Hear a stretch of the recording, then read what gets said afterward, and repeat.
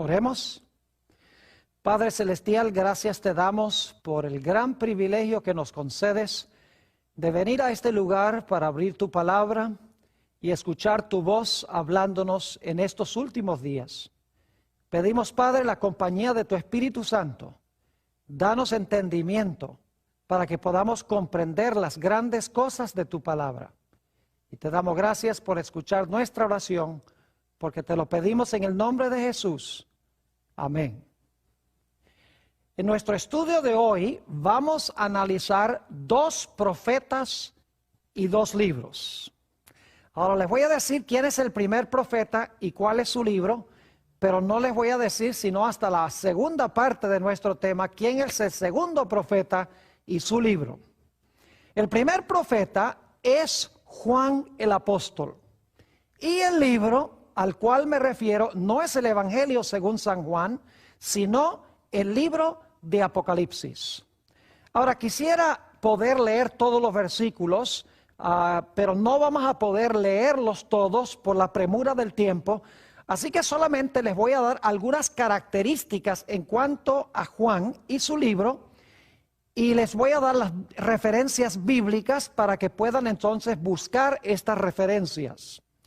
Lo primero que quiero mencionar es que el apóstol Juan tuvo el testimonio de Jesucristo. Eso se menciona, por ejemplo, en Apocalipsis el capítulo 22 y el versículo 16, porque dio testimonio de Jesús. También se menciona en Apocalipsis 1, el versículo 2 y el versículo 9. Juan tuvo el testimonio de Jesucristo. En segundo lugar, quiero que notemos que el mensaje que Dios le dio a Juan en el libro de Apocalipsis, lo dio especialmente para la iglesia. Es decir, no lo dio para el mundo en general, lo dio para la iglesia. Por eso en los mensajes de las 7 iglesias se usa la misma fórmula. El que tiene oído, oiga lo que el Espíritu dice a las iglesias. Si quieren una referencia, podrían buscar Apocalipsis 1:10 y también Apocalipsis 21 y el versículo 5. Otra característica del apóstol Juan es que nos dice en Apocalipsis 1:17 que cuando el apóstol Juan entraba en visión, caía como muerto. En Apocalipsis 1:17 dice que cuando tuvo esta visión de Jesús, dice que cayó al suelo como si estuviera muerto. Otra característica muy importante en cuanto a Juan, el escritor del libro de Apocalipsis, es que más de 40 veces en su libro, en el libro de Apocalipsis, que tiene 22 capítulos, él usa expresiones tales como vi y oí. Es decir, él está presenciando lo que Dios le está mostrando en visión. Por eso más de 40 veces usa la expresión vi o la expresión oí. La próxima característica que quiero que notemos en cuanto al apóstol Juan, cuando escribió el libro de Apocalipsis, es que obviamente su libro fue inspirado por el Espíritu Santo. En 2 de Pedro, el capítulo 1 y el versículo 20 y 21 dice que santos hombres de Dios hablaron siendo inspirados por el Espíritu Santo. Pero al examinar el libro de Apocalipsis notamos que el mensaje fue inspirado por el Espíritu Santo, pero le fue impartido directamente a Juan por medio de un ángel. Ustedes pueden notar eso en Apocalipsis 1 y el versículo 1 al 3 y también Apocalipsis 22:6. Dice que el Espíritu Santo inspiró el libro, pero fue un ángel el que le entregó el mensaje directamente a Juan. Otra característica interesante en cuanto a la experiencia de Juan cuando escribió el libro de Apocalipsis es que mientras estaba en visión, Dios le mandó a escribir lo que le estaba mostrando. Esto ustedes lo pueden notar en varias partes del libro de Apocalipsis. Apocalipsis 1:11 y también el versículo 19, Apocalipsis 19:9 y Apocalipsis 21:5, entre otros textos, dicen que Dios le mandó a Juan que escribiera lo que estaba viendo mientras estaba en visión. Otra característica interesante en cuanto a Juan es que cuando estaba en visión, Juan le hacía preguntas al ángel que le estaba dando la información. Les puedo dar un ejemplo, Apocalipsis 10 y el versículo 9, que habla de un librito que Juan debía comerse, que iba a ser dulce en la boca y amargo en el vientre. Juan comienza una conversación con su ángel, que le está revelando la información. No solo esto, sino que el libro de Apocalipsis nos dice que Juan también tuvo conversación con otros seres celestiales, fuera de los ángeles. Por ejemplo, en Apocalipsis 7, 13 y 14, nos dice que Juan tuvo una conversación con uno de los 24 ancianos. No vamos a hablar ahora de los 24 ancianos. Tal vez lo único que les voy a decir es que si tuviéramos tiempo, notaríamos que en la Biblia los 24 ancianos representan a aquellos habitantes de mundos del universo que nunca pecaron, nunca transgredieron la ley de Dios. Es interesante que Juan habló no solamente con el ángel que le revelaba la información, sino que habló también con uno de los 24 ancianos, otro ser celestial. Según Apocalipsis 1:12, Juan también habló con el Señor Jesucristo. Jesús se le reveló y Juan habló directamente con el Señor Jesús. Es interesante notar cómo Juan entraba en visión y qué sucedía cuando entraba en visión. Quiero leer de Apocalipsis 21 y el versículo 9 y 10, la experiencia de Juan. La Biblia nos dice que cuando entraba en visión, el ángel de él llevaba su mente a lugares lejanos. Inclusive aquí vamos a encontrar que el ángel llevó al apóstol Juan a ver la nueva Jerusalén en el cielo. Es decir, aunque el cuerpo de Juan estaba en la tierra, en su mente el ángel lo transportó, lo trasladó a la ciudad celestial. Note lo que dice Apocalipsis 21 y el versículo 9 y 10. Dice: vino entonces a mí uno de los 7 ángeles que tenía las 7 copas llenas de las 7 plagas postreras, y habló conmigo diciendo: ven acá, yo te mostraré la desposada, la esposa del Cordero. Versículo 10, y me llevó en el espíritu a un monte grande y alto. Noten que el espíritu, que es el ángel, según dice el versículo 9, lo lleva a un monte grande y alto y le mostró la gran ciudad santa de Jerusalén que descendía del cielo de Dios. Es decir, Dios transportaba a través de su ángel a Juan en su mente a lugares lejanos, aunque él estaba físicamente en la tierra. Y esto sucede varias veces en Apocalipsis. Les doy otras referencias: Apocalipsis 1:10, Apocalipsis 4:2, Apocalipsis 17, versículo 1 y el versículo 3. Son ejemplos de cómo Juan, aunque se quedaba en la tierra físicamente, su mente era transportada a lugares lejanos. Otra característica de Juan cuando estaba en visión es que lo que él presenciaba en visión era tan real que le parecía que estaba allí. Le sucedió más o menos lo que pasó con el apóstol San Pablo en 2 de Corintios, el capítulo 12 y el versículo 2 al 4, donde habla de un hombre que él conoció que fue transportado al tercer cielo, que es el lugar donde vive Dios, y dice que no sabe si fue transportado allá en el cuerpo o si fue transportado allá fuera del cuerpo. Lo que quiere decir es que no sabe si ese personaje fue llevado al cielo físicamente o si solamente fue llevado en su mente al cielo. En Apocalipsis las escenas que ve Juan son tan reales que él cree que está allí participando de lo que él está viendo. Varias veces en el libro de Apocalipsis encontramos a Juan luchando por conseguir palabras para describir lo que está viendo. Por ejemplo, si ustedes leen Apocalipsis 15:2 y también Apocalipsis 21 y varios versículos, versículo 10, versículo 11, versículo 18 y el versículo 21, vemos que Juan está luchando por conseguir terminología, por conseguir palabras para describir lo que él está viendo, porque él está viendo escenas celestiales y no hay nada en la tierra con que comparar esto. Ahora hablemos un poco de las fuentes literarias de Juan, es decir, de dónde adquirió Juan la información que incorporó en su libro. La respuesta es que Juan adquirió material para su libro de 3 diferentes fuentes.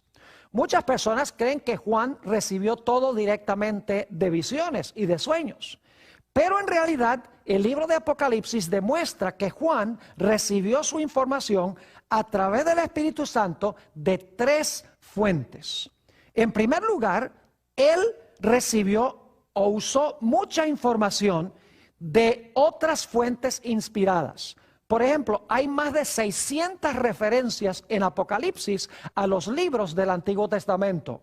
Es decir, usó frases, usó oraciones, usó inclusive capítulos enteros en el libro de Apocalipsis que vienen directamente del Antiguo Testamento.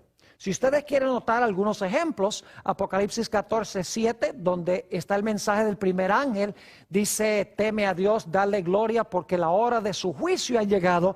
Adorad a aquel que hizo el cielo, la tierra, el mar y las fuentes de las aguas. Esa cita viene del 4º mandamiento de Éxodo 20 y el versículo 11.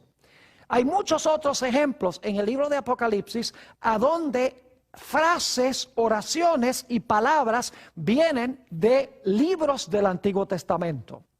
Pero en segundo lugar, encontramos que Juan tomó prestado también material de otros libros de su época. No libros de la Biblia, sino libros que estaban en el territorio donde él vivía en aquella época. Algunas personas se molestan, por ejemplo, cuando descubren que el libro de Apocalipsis tiene algunas frases que vienen de algunos libros que no forman parte de la Biblia. Por ejemplo, hay algunos versículos que están en Apocalipsis que vienen del libro de Enoc o el libro de Tobías, que son libros pseudoepígrafos del Antiguo Testamento o del periodo intertestamental. Sencillamente Dios le dio autorización a Juan para que Juan tomara esas frases, esas oraciones, esos conceptos de esos libros y que los incorporara como lenguaje inspirado dentro de su libro. Les voy a dar un par de ejemplos para que vean cómo el apóstol Juan usó información de otras fuentes fuera de la Biblia. En el libro de Enoc, capítulo 40 y el versículo 1, dice esto: después de esto miré y vi a miles de miles y a 10,000 por 10,000. Esa frase se usa en Apocalipsis 5:11. Y vi una multitud que no se podía contar ni calcular, que estaba delante del Señor de los Espíritus. Esta es una referencia que se encuentra en Apocalipsis el capítulo 7 y el versículo 9, y se encuentra también en Apocalipsis 5 y el versículo 11, a donde se usa la frase miles de miles y 10,000 por 10,000. Es decir, Dios permitió que Juan empleara el lenguaje de otros libros que no formaban parte del canon del Antiguo Testamento, porque Dios sabía que esas frases, esas oraciones eran de confianza y Juan las podía incorporar directamente en su libro. Tal vez 1 o 2 ejemplos más. Dice en el libro de Enoc, el capítulo 100 y el versículo 3, y el caballo andará hasta el pecho en la sangre de los pecadores. Si ustedes leen Apocalipsis 14 y el versículo 20, van a encontrar que los caballos están cabalgando en medio de sangre y la sangre llega hasta los frenillos de los caballos. Es un lenguaje muy semejante el que se encuentra en Enoc y el que se encuentra en Apocalipsis 14 y el versículo 20. Un ejemplo más, dice en el libro de Tobías, capítulo 3 y el versículo 16 y 17, Jerusalén será edificada con zafiros y esmeraldas, y sus muros con piedras preciosas, y sus torres, y con oro puro. Las calles de Jerusalén serán pavimentadas con berilo y rubíes, y con la piedra de Ofir. La piedra de Ofir es oro. Fíjense que antes de que Apocalipsis dijera que la calle de la ciudad era de oro, el libro de Tobías mencionaba que la ciudad iba a tener piedras preciosas e iba a tener una calle de oro. Dios sencillamente permitió que Juan tomara el lenguaje de ese libro y lo incorporara como parte del registro inspirado del libro de Apocalipsis. No significa que Tobías y Enoc fueron libros inspirados en ningún sentido de la palabra. Significa sencillamente que en esos libros había algunas frases, algunas ideas que eran de confianza, que eran la verdad, y Dios le permitió a Juan que rescatara esas joyas de esas fuentes para incorporarlas en su libro inspirado. Es decir, Juan consiguió información dirigido por el Espíritu de Dios, primeramente de otras fuentes inspiradas de libros del Antiguo Testamento. En segundo lugar, Dios permitió que tomara prestado frases, oraciones, palabras de otras fuentes que no eran parte del Antiguo Testamento. Y en tercer lugar, Dios le dio a Juan información directa en visiones que no estaban ni en el Antiguo Testamento ni se encontraban en ningún otro libro. Es decir, Dios le dio también a Juan material fresco, material nuevo que no se encontraba en ninguna otra fuente. Es decir, que el Espíritu Santo usó tres fuentes para el libro de Apocalipsis. Uno, le dijo a Juan que usara ciertas partes del Antiguo Testamento. Dos, que incorporara frases y palabras de otras publicaciones de su época. Y en tercer lugar, Dios le dio también material directamente de visiones y de sueños que recibió. Ahora hablemos un poquito de la ética literaria de Juan. Es decir, hablemos de las costumbres que usó Juan al incorporar su material, especialmente el material que tomó prestado de otras fuentes, a su libro. Lo primero que quiero decir es que el libro de Apocalipsis, como mencionaba, usa más de 600 referencias al Antiguo Testamento. Usa también referencias de otros libros, palabras y frases de otros libros. Pero ni una sola vez el libro de Apocalipsis le da crédito a esas fuentes. En ninguna parte dice Juan, esto lo saqué de Éxodo, esto lo saqué de Enoc, esto lo saqué de Zacarías. En ningún lugar dice de dónde tomó prestado ese material. Es decir, Juan no le da crédito a sus fuentes, aunque usó prolíficamente diferentes fuentes. Podríamos tal vez entonces decir que Juan era un plagista. Es decir, que Juan tomó prestado y nunca le dio crédito a las fuentes de donde tomó prestado. Algunas personas dicen, no, pero no era costumbre en aquella época darle crédito a las fuentes que el autor usaba. Pero eso no es verdad, porque en el Evangelio según San Mateo, repetidas veces, Mateo dice, como fue dicho por el profeta Isaías, como fue dicho por el profeta Jeremías, como fue dicho por el profeta Zacarías. Es decir, Mateo le da crédito cuidadoso a los lugares de donde él adquiere su material. Pero Juan, en su libro, toma prestado de otras fuentes, toma prestado de libros del Antiguo Testamento, de otras obras literarias de su época, y nunca le da crédito a ninguna de sus fuentes. Es interesante notar que aunque Juan toma muchísimo material prestado de diferentes partes, sin embargo, su libro es una obra literaria completamente nueva. Lo importante no es que toma material prestado de otras fuentes, sino lo importante es la forma como él organiza el material que él tomó de otras fuentes. Es decir, lo importante es cómo él toma todos esos pedazos de información y los incorpora en su libro. No tenemos tiempo de demostrarlo, pero en realidad el libro de Apocalipsis sigue el orden del santuario hebreo del Antiguo Testamento. El libro comienza en el atrio, luego se mueve al lugar santo y luego se mueve al lugar santísimo, luego se cierra la puerta del lugar santísimo, caen las plagas y entonces viene Jesús a bendecir a su pueblo. Es decir, sigue el mismo orden del santuario como se encontraba en el Antiguo Testamento.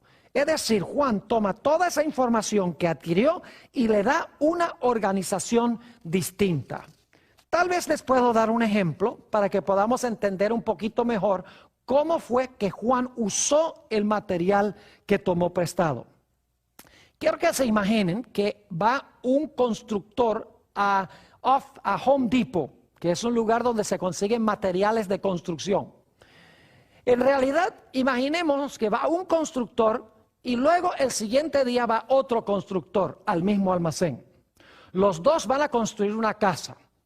Y van y compran madera, compran clavos, compran tejas, compran cables eléctricos, compran lámparas, compran concreto, arena, baldosas. Es decir, los dos van y compran de los mismos materiales. Pero lo interesante es que cuando ellos usan esos materiales para construir sus casas, cuando terminan, las casas son completamente distintas una de la otra. La clave no es que tomaron el material de la misma fuente, sino lo importante es cómo tomaron el material y lo juntaron. Es decir, que Juan tomó ese material y lo organizó de una forma distinta y escribió como resultado una obra maestra. Ahora, el libro de Apocalipsis es un libro simbólico, es decir, no habla en lenguaje literal, sino en lenguaje simbólico. El libro hay que descodificarlo, el libro hay que descifrar los símbolos, hay que determinar qué significan los símbolos. Hay símbolos como por ejemplo el falso profeta, el dragón, la ramera, el vino de la ramera, las aguas sobre las cuales se sienta la ramera, los dos testigos, el sello de Dios, la marca de la bestia, 1260 días, 7 cuernos, 7 ojos. Todo esto es lenguaje simbólico y lo que hay que hacer es descodificar o descifrar el idioma para ver qué es lo que Dios está tratando de enseñar. Es decir, el libro de Apocalipsis, de comienzo a fin, es un libro que se presenta en terminología simbólica. Ahora preguntémonos, ¿cuál es el tema central del libro de Apocalipsis? Al examinar el libro, no cabe duda alguna de que el libro de Apocalipsis tiene un tema central que corre desde el comienzo hasta el final del libro, y es el gran conflicto entre Cristo y Satanás. Y en ese gran conflicto, el libro de Apocalipsis enfatiza que Cristo vencerá y finalmente destruirá a Satanás y a sus huestes. Por ejemplo, en Apocalipsis el capítulo 12, solamente como un ejemplo de los muchos que podríamos usar, encontramos la batalla de Satanás en primer lugar contra una mujer que tiene un niño en su vientre, es decir, quiere destruir al niño cuando nazca. Se le escapa el niño, que resulta ser Jesús, es arrebatado a Dios y a su trono. Y luego entonces nos dice que Satanás se lanza contra la mujer que trajo a este mundo, al niño. Y luego entonces, al final del capítulo 12, dice que Satanás se lanza en contra del remanente final de esa mujer. Y ese remanente final guarda los mandamientos de Dios y tiene el testimonio de Jesucristo. Es decir, el tema central de Apocalipsis es la gran batalla entre Cristo y Satanás y la gran victoria final de Cristo sobre Satanás junto con su pueblo. Ahora necesitamos tratar una o dos cosas más en cuanto a este primer profeta y su libro antes de pasar a hablar del segundo profeta. El libro de Apocalipsis, como mencionaba, es un libro cuidadosamente organizado. Consta de 2 mitades con un centro muy especial. La primera mitad del libro de Apocalipsis es de énfasis histórico, es decir, el énfasis está sobre la historia de la iglesia desde los tiempos apostólicos hasta el tiempo del fin.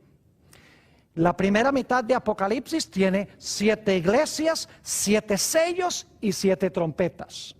Las 7 iglesias, los 7 sellos y las 7 trompetas cubren el mismo periodo de tiempo desde los tiempos apostólicos hasta el final de la historia, pero cada serie presenta la historia desde una perspectiva un poco diferente. Es decir, que la primera mitad de Apocalipsis, desde el capítulo 1 hasta el capítulo 9, presenta énfasis histórico. La segunda mitad del libro de Apocalipsis, que es desde el capítulo 12 hasta el capítulo 22, se enfoca no tanto en el desarrollo histórico de la iglesia, sino que se enfoca en el conflicto y la crisis final que va a afrontar la iglesia. Por ejemplo, la última parte del libro de Apocalipsis tiene que ver con el levantamiento del dragón, el levantamiento de la bestia, el levantamiento del falso profeta, los mensajes de los 3 ángeles que van a ir a todo el mundo, el cierre de la puerta de la gracia en el capítulo 15, las plagas y el tiempo de angustia, la segunda venida del Señor Jesucristo, el milenio y luego el cielo nuevo y la tierra nueva. Es decir, que la última mitad del libro de Apocalipsis es de énfasis casi totalmente profético, se enfoca en eventos del tiempo del fin. Es decir, que Apocalipsis tiene estas 2 mitades. La primera mitad de énfasis de la historia de la iglesia y la segunda mitad enfocándose especialmente en los eventos finales. En el centro del libro de Apocalipsis se encuentran 2 capítulos muy importantes. El capítulo 10 y el capítulo 11. Estos capítulos forman el corazón del libro. El capítulo 10 habla de un librito que Dios le manda a Juan que se coma. Dice que ese libro cuando se lo coma va a ser dulce en la boca, pero cuando llegue al vientre va a ser amargo en su vientre. Y dice que Juan se come el libro, es dulce en la boca y amargo en el vientre. Después de ese episodio, Dios le dice a Juan, es necesario que vayas y profetices de nuevo. El capítulo 11 tiene un énfasis muy especial y es sobre el juicio que inicia en el libro de Apocalipsis. Por eso, en la conclusión de Apocalipsis 11:19, Juan ve el templo abierto y se ve en el templo el arca del pacto. Saben que el arca del pacto se veía cuando empezaba el gran juicio en el pueblo de Israel. Lo que se conoce como el gran día de expiación. Es decir, que en el centro de Apocalipsis tenemos 2 aspectos muy importantes. Tenemos el librito, que resulta ser el libro de Daniel, especialmente Daniel 8:14, un mensaje que es dulce en la boca, pero amargo en el vientre. Y luego tenemos en el capítulo 11 el comienzo del juicio en el cielo, en el lugar santísimo, a donde se encuentra el arca del pacto. Un detalle más en cuanto a este magnífico libro de Apocalipsis. Resulta que sabemos a través de la historia eclesiástica que Satanás procuró matar a Juan antes que Juan escribiera el libro de Apocalipsis. Y ustedes dicen, ¿cómo sabemos eso? Sencillamente porque uno de los padres eclesiásticos con el nombre de Tertuliano relata que en los tiempos del emperador romano Domiciano, Juan fue echado en un caldero de aceite hirviente porque quería matarlo. Pero Dios milagrosamente preservó la vida de Juan y como no pudo matarlo con el aceite, dice Tertuliano que este apóstol fue enviado a la isla de Patmos, a donde recibió la visión sobre el libro de Apocalipsis y a donde escribió su libro. Elena White, en su libro Hechos de los Apóstoles, página 455, corrobora esta tradición eclesiástica cuando dice lo siguiente: Juan fue echado en un caldero de aceite hirviente, pero el Señor preservó la vida de su fiel siervo, así como protegió a los 3 hebreos en el horno de fuego. Ahora, hemos estudiado en cuanto al primer profeta y en cuanto a su libro de Apocalipsis. Ahora quiero hablarles de otro profeta. En realidad es una profetisa con el nombre de Elena G. de White. Ella también escribió un libro muy interesante y vamos a hablar de ese libro. Se llama El conflicto de los siglos. Ahora, lo interesante es que la experiencia de Elena G. de White fue idéntica a la experiencia de Juan cuando ella estaba en visión. Permítame compartir con ustedes esta información.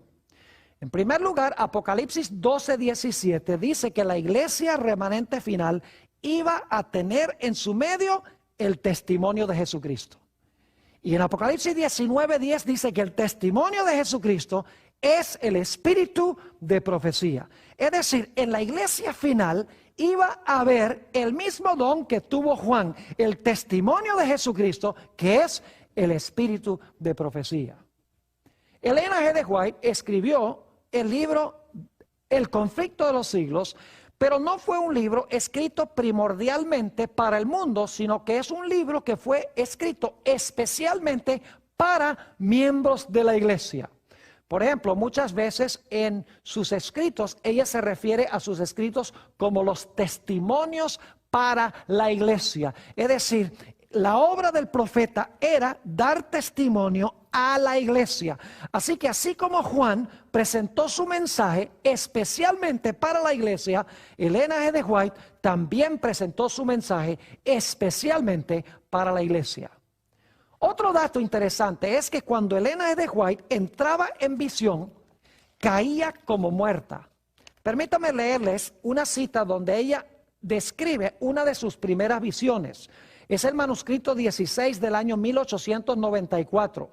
Dice ella, cuando entró en visión, pensaban que estaba muerta y velaron y lloraron y oraron por mucho tiempo. Pero para mí era el cielo, era la vida. Es decir, al igual que Juan en Apocalipsis, cuando Elena G. de White entró en visión, dice que cayó como muerta y la gente en realidad creía que estaba muerta. Los testigos dicen que Elena G. de White no respiraba, así como Daniel cuando entraba en visión no respiraba.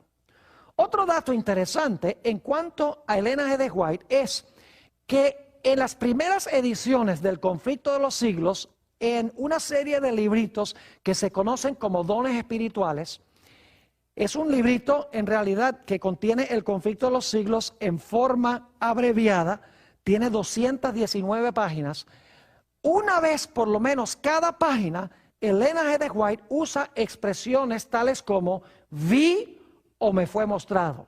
La misma expresión que usó Juan en su libro más de 40 veces, Elena G. de White en el libro Dones Espirituales, que es el precursor del libro que tenemos hoy, El Conflicto de los Siglos, ella usó la expresión vi o me fue mostrado. Otro dato interesante en cuanto a Elena G. de White es que aunque su mensaje fue inspirado por Dios, el mensaje le era entregado por un ángel. Se refería a su ángel como mi ángel acompañante, lo llamaba mi guía o mi instructor. Por ejemplo, Elena G. de White en el libro Testimonios para la Iglesia, tomo 1, página 73, dice ella lo siguiente en cuanto a su primera visión.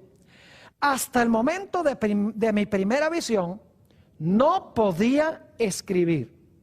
Mi mano temblorosa no era capaz de sostener con firmeza la pluma. Mientras estaba en visión, el ángel, noten esto, el ángel me mandó que escribiera la visión. Mientras estaba en visión, fíjense, el ángel la mandó que escribiera la visión. Yo obedecí y pude escribir libremente, mis nervios fueron fortalecidos y mi mano se tornó firme. Interesante que el mensaje le fue impartido por su ángel acompañante. Interesante que cuando estaba en visión, el ángel le decía, escribe mientras estás en visión. Otro dato interesante en cuanto a Elena G. de White es que cuando estaba en visión le hacía preguntas a su ángel. Noten por ejemplo esta cita que se encuentra en Primeros Escritos, página 40. Dice ella, no podía sufrir el pensamiento de volver a este mundo tenebroso.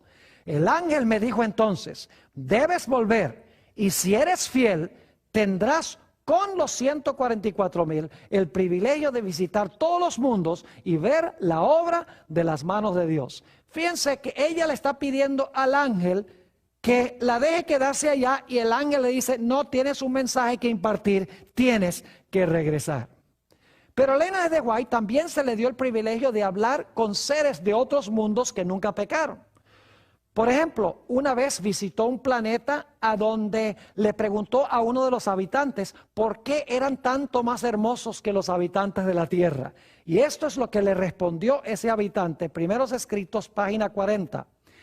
Le dijo, hemos vivido en estricta obediencia a los mandamientos de Dios.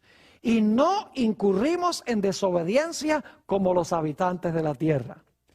Inclusive, la hermana White se le permitió una vez ir a un planeta a donde vio a Enoc y tuvo el privilegio de hablar con Enoc, quien fue trasladado al cielo de entre los vivos. En Primeros Escritos, página 40, Enoc, cuando ella le preguntó si ese era el lugar donde él vivía permanentemente, Enoc le contestó: no es este, mi morada es la ciudad y he venido a visitar este sitio. Elena G. de White también múltiples veces en sus escritos tuvo el privilegio de hablar con el Señor Jesucristo. En Primeros Escritos, en la página 19, el Señor Jesucristo, hablando de la gloria que rodeaba a Dios el Padre, encontramos que Jesús le declaró a Elena White: si llegases a contemplar la gloria de su persona, es decir, la gloria del Padre, dejarías de existir. Es interesante que Elena G. de White también fue transportada en visión a lugares lejanos, donde le parecía que ella estaba yendo físicamente allá, pero en realidad el ángel estaba llevando su mente a esos lugares. Noten, por ejemplo, esta cita que encontramos en el libro Primeros Escritos en la página 32. Dice ella lo siguiente: pronto perdí el conocimiento de las cosas terrenas y quedé arrebatada en una visión de la gloria de Dios. Vi un ángel que con presteza volaba hacia mí. Me llevó rápidamente desde la tierra a la santa ciudad. Y algunos dicen: pero qué cosa tan rara. Pero ¿por qué es tan raro si Juan tuvo la misma experiencia? Nos dice la Biblia. Sigue diciendo: me llevó rápidamente desde la tierra a la santa ciudad, donde vi un templo en el que entré. Antes de llegar al primer velo pasé por una puerta. Levantóse ese velo y entré en el lugar santo, donde vi el altar de incienso, el candelabro con las 7 lámparas y la mesa con los panes de la proposición. Después que hube notado la gloria del lugar santo, Jesús levantó el segundo velo y pasé al lugar santísimo. Es decir, que ella describe aquí que el ángel la arrebató y la llevó en visión a un lugar lejano, un lugar diferente de donde ella se encontraba físicamente. Dice que las cosas terrenas quedaron atrás. Una de las visiones interesantes que tuvo Elena G. de White fue la famosa visión del tren. Se encuentra relatada en Mensajes Selectos, tomo 1 y la página 41. En realidad aquí se halla también descrito cómo es que Elena G. de White experimentaba las cosas cuando estaba en visión. Dice allí: puesto que se han hecho frecuentemente preguntas en cuanto al estado en que estoy durante la visión y después que salgo de ella, diré que cuando el Señor cree oportuno darme una visión, soy llevada a la presencia de Jesús y de los ángeles y estoy completamente perdida en cuanto a las cosas terrenales. No puedo ver más allá de lo que los ángeles me enseñan. Mi atención con frecuencia es dirigida a escenas que suceden en la tierra. Fíjense que ella describe que era llevada en visión al cielo y se perdía en lo que respecta a las cosas terrenales. Y quiero decirles que decenas de testigos que la vieron en visión la examinaron mientras estaba en visión. La visión más larga de ella duró 4 horas. Y los testigos dicen que ella durante esas 4 horas en realidad no respiró ni una sola vez. Le tapaban la nariz, le ponían un espejo cerca de la boca para ver si el espejo se empañaba, la pellizcaban para ver si sentía algún dolor y nada. Es como si su cuerpo estuviera aquí y su mente estuviese en otro sitio igualito que Juan. Ahora, Elena G. de White también luchó por conseguir palabras para describir lo que Dios le mostró. Por ejemplo, en Primeros Escritos, la página 19, ella dice: no me es posible describir las maravillas que vi, porque está hablando lo que vio en el cielo. Oh, si yo supiera el idioma de Canaán, entonces podría contar algo de la gloria del mundo mejor.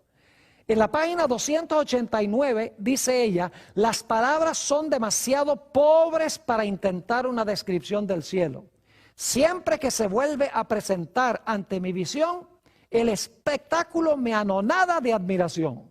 Arrobada por el insuperable esplendor y la excelsa gloria, dejo caer la pluma exclamando: ¡oh, qué amor, qué maravilloso amor! El lenguaje más exaltado no bastaría para describir la gloria del cielo ni las incomparables profundidades del amor del Salvador. Igual que Juan, ella luchó por conseguir palabras humanas para describir lo que Dios le estaba mostrando. Ahora, hablemos de las fuentes literarias de Elena G. de White, es decir, ¿de dónde adquirió Elena G. de White su información? Cuando leemos con cuidado el libro El conflicto de los siglos, que es el libro del cual estamos hablando especialmente, ella notamos que adquirió mucha información de libros del Antiguo y del Nuevo Testamento. Es decir, tiene muchas citas de muchos libros del Antiguo y del Nuevo Testamento. Es decir, ella adquirió mucho de su material de otras fuentes inspiradas de autores que escribieron antes que ella. Pero también los que han leído el libro El conflicto de los siglos han notado que ella usa también material de otros autores que no podríamos decir que fueron inspirados. Por ejemplo, ella usa la historia eclesiástica de D'Aubigné. Usa también la historia eclesiástica de un autor con el apellido Wiley. Usó material escrito por algunos pioneros de la iglesia adventista, como J.N. Andrews, Jaime White y Uriah Smith. Es decir, ella usó lenguaje, citas de otros autores, igual que Juan también usó citas de otros autores. Dios sencillamente dirigió la mente de ella para que ella pudiera conseguir la información en otras fuentes que era de confianza, y Dios le dio permiso para usar esta información e incorporarla en su libro. Es decir, que Elena G. de White usa otras fuentes inspiradas, citas del Antiguo y el Nuevo Testamento. En segundo lugar, usa material de otros autores que Dios le dijo: esto es de confianza, puedes usarlo. Y en tercer lugar, Elena G. de White presenta en El conflicto de los siglos mucho material que no se consigue en ninguna otra parte. Es decir, es material que Dios le dio solo a ella directamente en visiones y en sueños. Por ejemplo, si ustedes leen los capítulos La liberación del pueblo de Dios, la desolación de la tierra y el fin del conflicto, en el libro El conflicto de los siglos, van a descubrir que prácticamente todo el material que ella usa en esos capítulos, ella recibió esa información directamente de sueños y de visiones. Es decir, el libro El conflicto de los siglos consta de las mismas fuentes que el libro de Apocalipsis. En primer lugar, uso de otras fuentes inspiradas que fueron escritas antes. En segundo lugar, obras o material de otros autores no inspirados, pero Dios le dijo a Elena G. de White: usa ese material porque es de confianza, lo puedes incorporar. Y en tercer lugar, material fresco, nuevo, que ella recibió en visiones y en sueños. Ahora hablemos un poco de la ética literaria de Elena G. de White. ¿Cómo eran sus costumbres literarias? En sus obras originales, porque El conflicto de los siglos que tenemos hoy tuvo un proceso de desarrollo. Primero se llamó Dones espirituales, luego después se llamó Espíritu de profecía, tomo 4, y luego entonces El conflicto de los siglos plenamente desarrollado que tenemos hoy. En las primeras ediciones del conflicto de los siglos, es decir, en Dones espirituales y en el tomo 4 de Espíritu de profecía, Elena G. de White no le dio ningún crédito a ninguna de las fuentes que ella usó. Nunca citó de dónde venía del Antiguo o del Nuevo Testamento, nunca dijo de dónde vino el material de otros autores. En el conflicto de los siglos que tenemos hoy en día, ya la gente le había dicho: es mejor que incorpores los versículos de la Biblia e incorpores de dónde estás adquiriendo el material. Y entonces ella incluyó las referencias bíblicas y también incluyó las referencias de los otros libros que ella empleaba. Pero en las primeras ediciones, ella, como Juan, no usó ninguna referencia de dónde estaba adquiriendo el material. Ahora, Ellen G. White no estaba tratando de ocultar de dónde había adquirido ese material. Algunos la acusan de plagio. Dicen, la hermana White usó citas de otros autores y nunca les dio crédito. Bueno, tendríamos que decir entonces que Juan el apóstol también fue un plagista porque usó montones de material de otros autores y nunca les dio crédito tampoco. El hecho es que la hermana White nunca hizo esto ni lo escondió. No dijo, yo voy a tomar prestado, ojalá que nadie me descubra. Nunca fue así. Ella anunció públicamente que en el conflicto de los siglos ella estaba usando material de otras fuentes. Por ejemplo, en el conflicto de los siglos, la página 14, ella dice lo siguiente: en algunos casos, cuando he encontrado que un historiador había reunido los hechos y presentado en pocas líneas un claro conjunto del asunto, es decir, del asunto que ella había visto, o agrupado los detalles en forma conveniente, he reproducido sus palabras. No tanto para citar a esos escritores como autoridades, sino porque sus palabras resumían adecuadamente el asunto.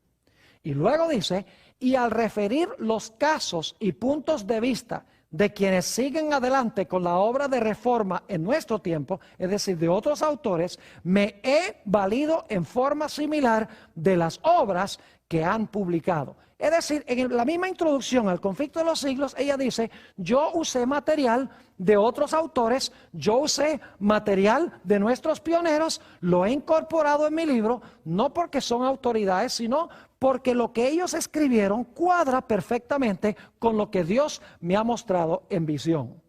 Es decir, que Ellen G. White siguió un proceso muy parecido al proceso de Juan. En primer lugar, nunca le dio crédito a las personas que ella citó. Pero no podríamos decir que fue plagista porque no quería esconder ese hecho, sino que usaba el lenguaje porque habían escrito en forma fidedigna y para qué ella iba a perder tiempo escribiendo lo mismo, fresco y nuevo, si ya se había escrito. Ahora quiero decirles que el libro de El conflicto de los siglos es una obra maestra literaria. En realidad, El conflicto de los siglos es un libro de Apocalipsis descifrado o descodificado. Cuando hablamos sobre Juan y sobre el libro de Apocalipsis, notamos que el libro de Apocalipsis está presentado en forma de símbolos y de figuras. Por ejemplo, nos dimos cuenta que Juan habla del dragón, la bestia, el falso profeta, vino, aguas, testigos, marcas, sello, etc. Ellen G. White no usa los símbolos, sino que ella interpreta los símbolos, es decir, ella descifra o descodifica los símbolos. El conflicto de los siglos, en otras palabras, es el libro de Apocalipsis descifrado o descodificado. En realidad, por ejemplo, ella dice, el dragón representa a Satanás y a Roma, la bestia representa Roma papal, el falso profeta representa a los Estados Unidos, el vino representa falsas doctrinas, las aguas donde se sienta la ramera representan muchedumbres, naciones, lenguas y pueblos, los dos testigos representan el Antiguo y el Nuevo Testamento, el sello de Dios representa el sábado, la marca de la bestia representa el falso día de reposo. Es decir, Ellen G. White descifra el lenguaje simbólico del libro de Apocalipsis. Ahora, ¿cuál es el tema central del libro El conflicto de los siglos? Saben que es el mismo tema central del libro de Apocalipsis. En realidad, el libro El conflicto de los siglos no es un libro de historia, ni es un libro en cuanto a la historia. El conflicto de los siglos es una filosofía de la historia. Es una descripción de la gran controversia entre Cristo y Satanás y la victoria final de Cristo y su pueblo sobre las fuerzas del mal. Ellen G. White en El conflicto de los siglos no solamente describe la historia, sino que habla de las causas reales de los eventos que suceden detrás de la historia. Es decir, ella explica que los eventos que suceden en la historia son solamente resultados visibles de la guerra invisible entre Cristo y Satanás en el mundo que nosotros no podemos ver. Es decir, ella está dando una interpretación de la historia, está dando las causas reales de los eventos históricos como se están realizando. Ahora, otro detalle interesante en cuanto al conflicto de los siglos es que el conflicto de los siglos se compone en dos mitades con un centro muy especial. Es decir, el libro está organizado igual que el libro de Apocalipsis. Lo interesante es que desde la página 19 hasta la página 332 del conflicto de los siglos, usted va a notar que Elena G. White enfatiza mayormente la historia de la iglesia. Como la primera mitad del libro de Apocalipsis, la primera mitad del conflicto de los siglos enfatiza historia eclesiástica. La segunda mitad del libro del conflicto de los siglos, que son las páginas 486 hasta el final del libro, El conflicto de los siglos, encontramos que Elena G. White está describiendo casi exclusivamente eventos finales. Es decir, que igual que Apocalipsis, el capítulo 1 hasta el capítulo 9 describe historia eclesiástica y el capítulo 12 hasta el capítulo 22 describe eventos finales. El conflicto de los siglos, hasta la página 332, habla de eventos de historia eclesiástica primordialmente, y la segunda mitad del libro habla de eventos que suceden mayormente en el tiempo del fin. Eventos tales como la unión de los poderes civiles del mundo con el papado y el protestantismo apóstata. Eventos tales como los mensajes de los tres ángeles que se proclaman al mundo. Eventos tales como el tiempo de angustia, la liberación del pueblo de Dios, la segunda venida, el milenio y el cielo nuevo y la tierra nueva. Es decir, el conflicto de los siglos termina con el cielo nuevo y la tierra nueva en el mismo sitio a donde terminó el libro de Apocalipsis.